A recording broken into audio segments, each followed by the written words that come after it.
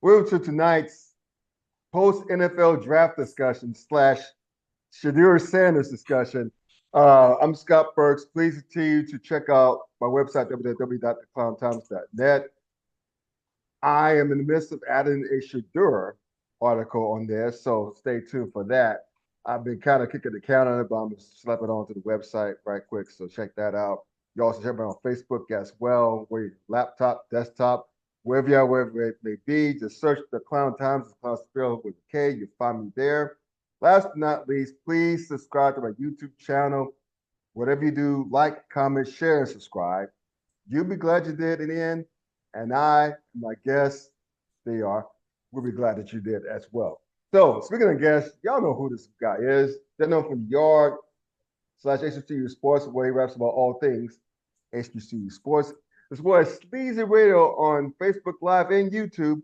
And last but not least, his great work on herosports.com and raps about all things FCS athletics as they pertain to HBCUs.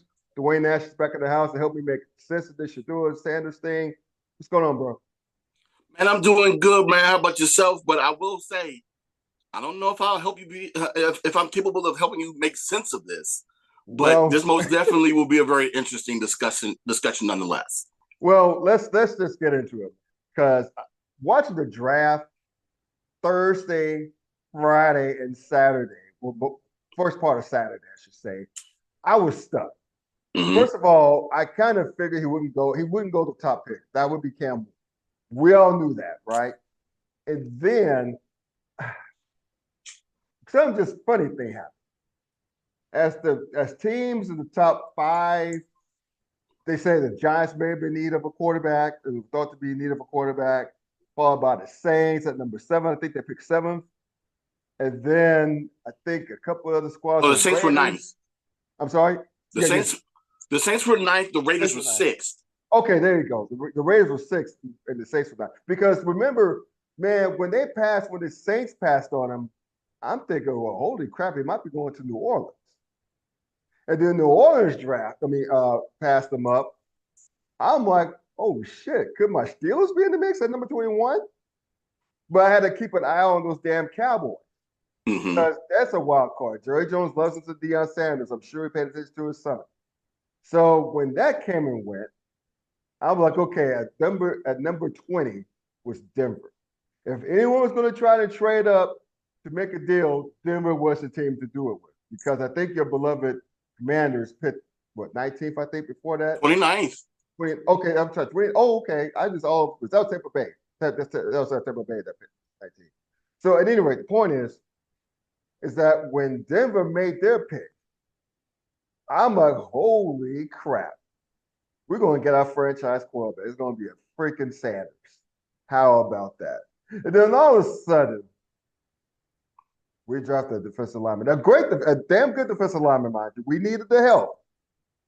But I'm like, the quarterbacks we have on our roster right now, at that time, it's still present time, Mason Rudolph and some dude I never heard of. Those are two quarterbacks. And we may be in the mix for Aaron Rodgers, which I really do not want. But anyway, that led to a meltdown I had over the phone with some of my boys. We had a team's call while watching the draft. Andrew Dice Clay will be proud. Let's put it that way. And I made a video on TikTok, which I'll upload later to YouTube and to Facebook, just venting my displeasure at the fact that we are going to make the same mistake we did in 1983 when we passed up Dan Marino for Senior Sack, who tragically ended up passing after a car accident. Mm-hmm. Not his fault, but still, we passed up Dan Marino. And as a result, we spent the 80s, the entire 1980s, and most of the 1990s in quarterback purgatory. Yeah. Until Ben Roethlisberger came to us in 2004. So from 1983 to 2004, my Steelers were in quarterback purgatory. Even though we had some highs in the late 90s, early 2000s, we had our fair share of lows in the 80s and some in the 90s before Bill Cowher came to town. But okay, I'll figure, okay, We don't have a second round pick, but I'm sure there's some teams that will pick him in the second, draft him in the second round. But then another thing funny happened. Near the end of the first round, the Giants traded back in. And I'm thinking, oh crap, they're going to draft Shedeur. Nope, they drafted Jackson Dart. And, I know a lot of people love Jackson Dart. I think Jackson Dart's a damn good player. I watched him at Ole Miss a lot, right? As well as I did Cam Ward and Shedeur Sanders. Watched all three quarterbacks a lot in college this past year.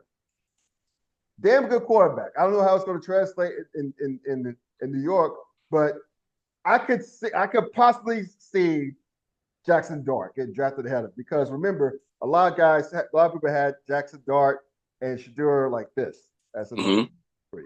So I get that. But all of a sudden, I see Tyler Shuck get drafted. I saw Jalen Miro get drafted. And I saw Dylan Gabriel get drafted by the same team who ended up drafting him in the 5th round. That's crazy to me. So basically, if you keep a score at home, to break this, to add more context to it, to further my point, Tyler Shuck is a 26-year-old guy who is injury prone. Jalen Miro, nice kid, but he's a running back playing quarterback. And then you had Dylan Gabriel, who's not as tall as my son. He's 15 years old. Okay. So you had those three guys get drafted ahead of Shedeur Sanders. Tell me it's not collusion without telling me it's not collusion. So basically, I got more things to say, but I want to give you the floor and give me your thoughts. And if you think or have an idea what went on or why, feel free to share it, man, because I'm at a loss. Okay, first and foremost, the narrative of all 32 teams bypass this talent. I want to go ahead and squash that right now, right? Because that's something that was said often. Oh my God, all 32 passed, all 30. No, first and foremost, half the teams in the league already have their starting QB. 20 of them, at least 20 of them. Well, I was being generous, right, in saying that 15 are entrenched, right? That's fair. Then there are about 4 or 5 teams that have guys that are young that they're trying to develop, right? Right. Then there are about 5 teams that have guys that are brand new, that have experience, that are good enough to be starters in the league, but we don't know exactly how they're going to look with these new teams, right? Right. Then there's 5 teams. Well, there's one team out there that has a huge quarterback battle, and it would have been very intriguing had that team gone ahead and drafted Shedeur, and that team is the Indianapolis Colts. But of course, they had needs elsewhere as well. Right. Then it's the infamous 5: the Browns. Yep. The Giants. Yep. The Saints. Yep. The Steelers. Hell yes. And who is that 5th one? And Tennessee. Yes. But we knew where Tennessee was going with number 1, right? Right. With that said, all of these teams, well, not all of them, Cleveland, New Orleans, New York, and Tennessee are all in rebuild mode. So not only do they need starting QBs, but they need a bunch of other things too. Right. But that said, oh my God, to your point, Tennessee we already knew. Had I known about the reports of Brian Daboll and Shedeur's interview with Coach Daboll, I would have known with the Giants trading in that they wouldn't have been coming after Shedeur, that they would have been going after Jackson Dart. Had I known that, right? Yes, right. Even still, to your point, Tennessee, New York off the board, those other teams, including the Seahawks, like you just said, and who else drafted a QB ahead of Shedeur? That would be, like you said, New Orleans. Right? Who needed a quarterback, right? Who needed a QB, right? Yes. Oh, my God. Okay, shocking. Still, the reason why I say it's shocking, because, of course, leading up to the draft, what did we hear? It's the same thing you just said. not too long ago. Shedeur was the first round draft pick, right? Correct. Based upon what we hear on the field analysis, he was supposed to be a first round draft pick. Then once the first round was said and done, what was said after that? Oh, Shedeur wasn't a first round talent. Which one is it? Yeah. Which one is it? They moved the goalposts in real time. In real time. What happened? I mean, look, people forget that Shedeur was the Big 12 Offensive Player of the Year. He was a Power Four. Last time I checked, the Big 12 was a Power Four conference. The Big 12 Offensive Player of the Year. And you see all those receivers from Colorado get drafted pretty early? Yeah. You know why that was? Someone had to throw him the ball to get those scoring stats, including Travis Hunter. Who was that quarterback, you might ask? That would be Shedeur Sanders. But he's not a first-round talent. He's not a first-round talent. No. But you know what? You know what, though, Scott? Yeah. It's something that I started to discover a few years ago that was most definitely evident today, well, this past weekend, is that player evaluation is all relative, right? Okay. And what one person's first round pick might be another team's fifth round pick. However, again, people who are paid to do this all came out and said that this dude was most definitely a first round pick, if not a top 10 pick, right? Right. I understand Mel Kiper's anger, and I understand he's become the voice of this, right? But again, there are a lot of people who also thought this, just not as loud as Mel Kiper.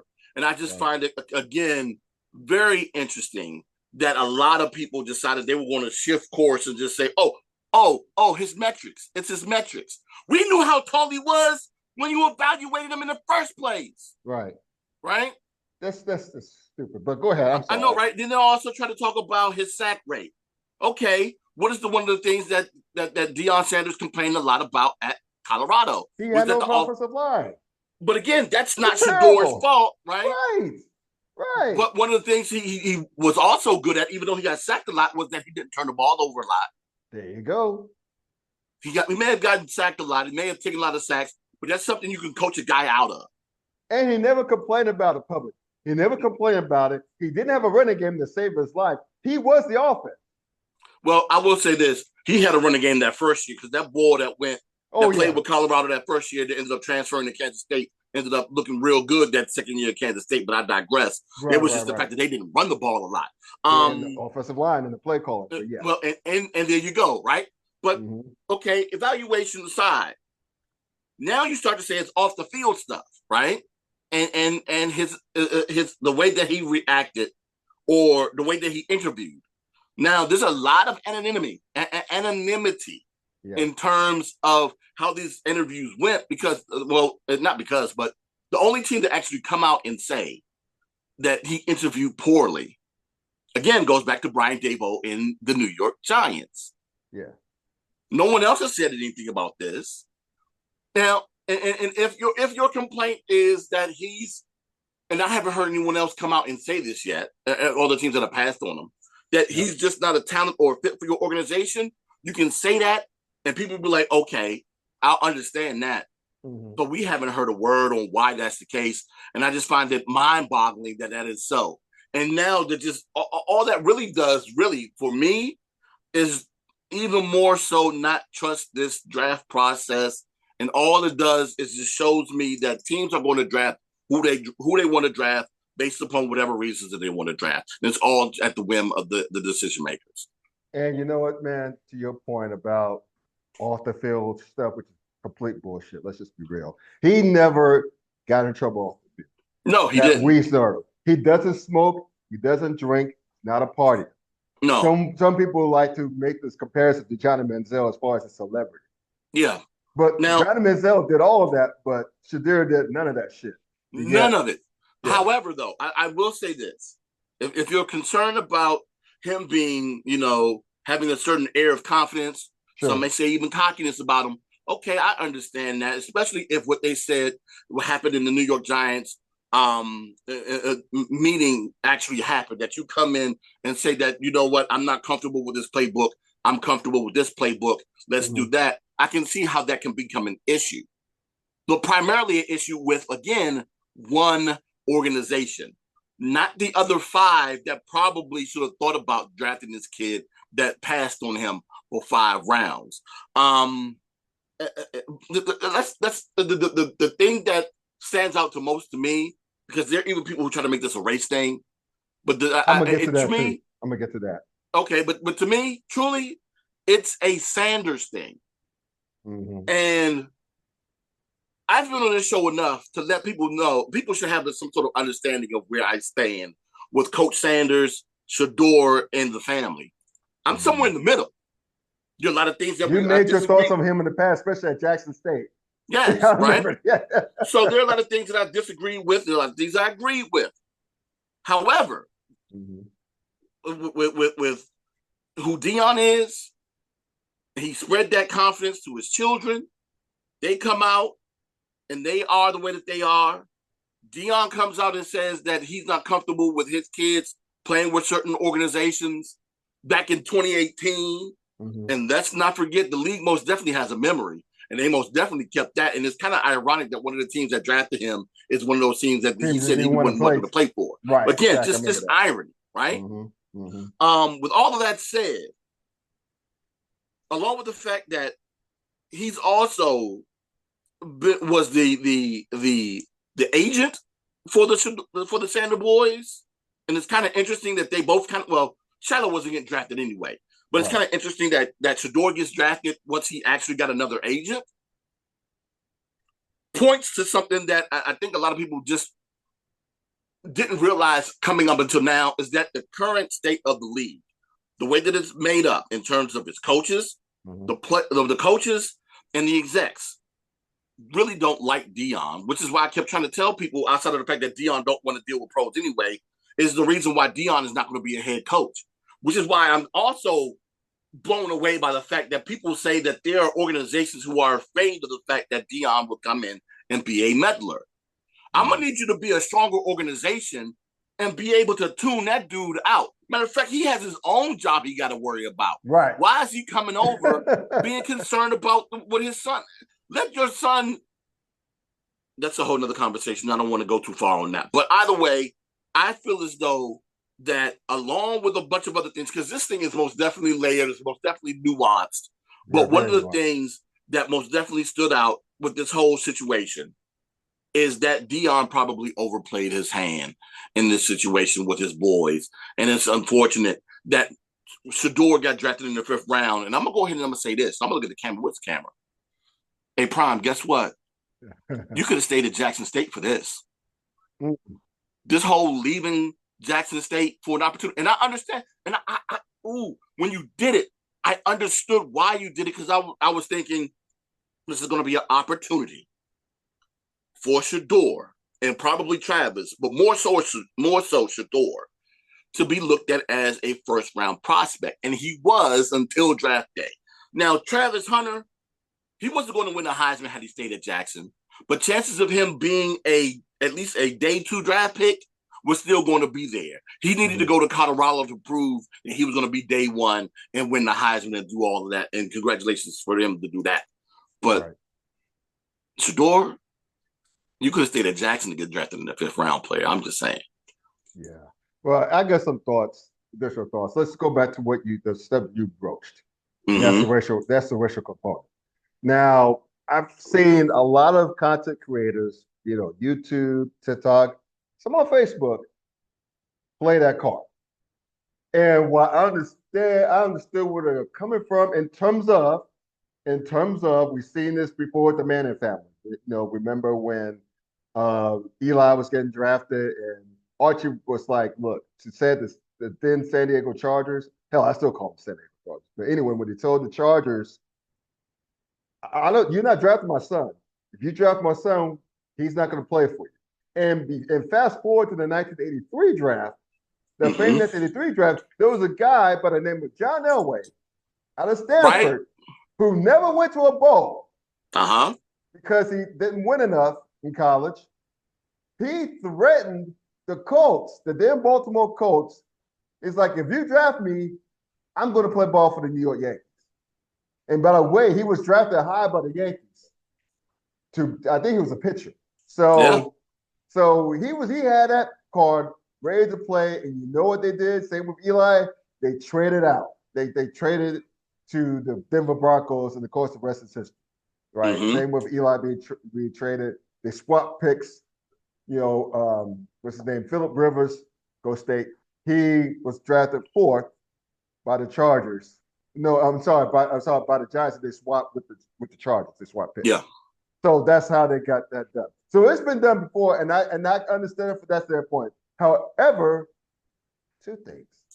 I have just two things to counter that. One, the same draft that Shedeur got the shaft, the number one overall pick was a black quarterback who has a lot of swag too. Yeah. From the University of Miami, Cam Ward. That's number one. Number two, there was also a black quarterback with a lot of swag who had issues in college. He spent his first year or two at Florida behind Tim Tebow and led you get into a lot of trouble. He was accused of doing stuff, right? Then he ended up transferring to a junior college, I think it's called Blind College. Then transferred to Auburn University, led his team to the national championship, won the Heisman along the way, and Cam. Yeah. Now it's an easy comparison to say that it's black white, but it's very lazy too. Yeah. I was also guilty of it for a moment there, and I thought about it. I'm like, I don't think it has to do with color, but it's more so green than anything else, right? And also power. You're not going to come in and dictate to us with a bargaining chip that isn't as high as you probably think that it is.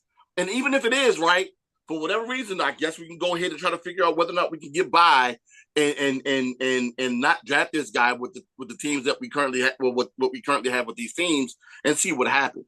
Because if it doesn't work out, in the case of the New Orleans Saints, all they could do is fail up and do what? Draft another Manning. Duh. There you go. Same thing. And it's funny that this name kind of just continues to ring true within this incident, right? Where Arch could become a high pick with the Saints next year if the Saints end up failing, right? Right. And there's a possibility that happens. The Giants, who, for whatever reason, didn't like the way Shedeur interviewed. What do? They trade back into the first round and get Jackson Dart that played where? At Ole Miss, the same school where Eli played. So, again, it's easy to make those connections. But again, I don't, with the amount of black players that are taken, trying to break one black player, it's not going to end up breaking all of them. I don't even think he's necessarily broken because he's still in the league. At this point in time, even though I find it interesting what the Browns did, for them to draft a guy, where did they end up drafting Dillon? Was that in the third round? Third round. He was the third rounder. So they draft Dillon in the third. They trade for Kenny Pickett and gave up a fifth-round pick. And then they draft Shedeur with a fifth-round pick for a team that needed a whole bunch of other things in order to be competitive now. For you to waste 3 draft picks in this draft on 3 different quarterbacks, Browns out here browning again. Yeah, that part. Browns out here browning again. And I'll be intrigued to see exactly how these quarterbacks in this situation end up playing out, because they're not going to keep 5 guys on this roster. One most definitely going to be on IR in terms of what's his, say it again? Deshaun Watson. Deshaun Watson most definitely going to be on IR because of his ACL. Then you got 2 guys who signed a 1-year contracts, 2 guys who you just drafted. Yeah. What they doing? Oh, I'll say this, man. I will say this. And I'll wrap this here so we could get to the HBCU part of this, as far as the draft goes. The NFL, you alluded to it, but I'm gonna break it down this way. They are a petty bunch. Yeah. They are a very petty bunch. They remember, to your point, what Deion said a few years ago about where he doesn't want his son Shedeur to go. They remember the alleged, I guess, bad interviews and whatnot. They saw the Louis Vuitton. They saw that they sang the draft party thing. They seen all the dollar bills. They seen the watch. They expect a $300,000 watch. They seen all those things. They're just a petty bunch. They wanted to make an example out of this. I don't think it's big as much about race as people make it out to be. And I'm not trying to be a pick me. I'm just using critical thinking. Again, the same draft, the number one overall pick was a black quarterback from the University of Miami who has swag and actually braids. Yeah. You can't get any blacker than that. Okay. Well, maybe you can, and that guy's name is Lamar Jackson. But bro, I mean, but still. And you see how great Lamar Jackson goes. So anyway, yeah, right? the point is I think they just want to make an example out of this kid. I think it's stupid. I think it's cutting off your nose to spite your face, especially if you're the Steelers, the Saints, and even Cleveland. Yeah. And the Raiders. You're cutting off your nose to spite your face. I mean, to do all that, I think was stupid, but it is what it is, and that's what happened. But I had to add one quick thing to try to say that this is making an example out of him. It's going to be kind of weird because this is most definitely a one-of-one situation. One thing I've said about Deion Sanders a lot is that man is a unicorn. He is a one-of-one. To have this situation happen again, when you have a Hall of Famer coach his son basically on all levels and become his agent as he's looking to get drafted into the NFL, and just only to watch him drop is something we probably won't see for a very long time. So I don't think it's necessarily a message for a bunch of other people, and just more so a message to Deion Sanders.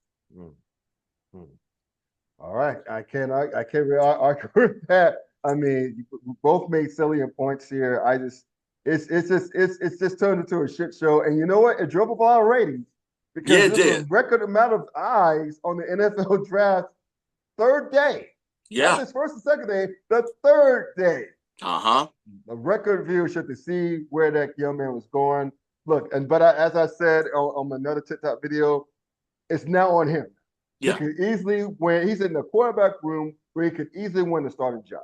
If he's that guy that he says he is, that his pop says that he is, that his player at Colorado said that he is, that the Big 12, who thought nothing to make him offensive player of the year, thinks that he is, he'll get that job.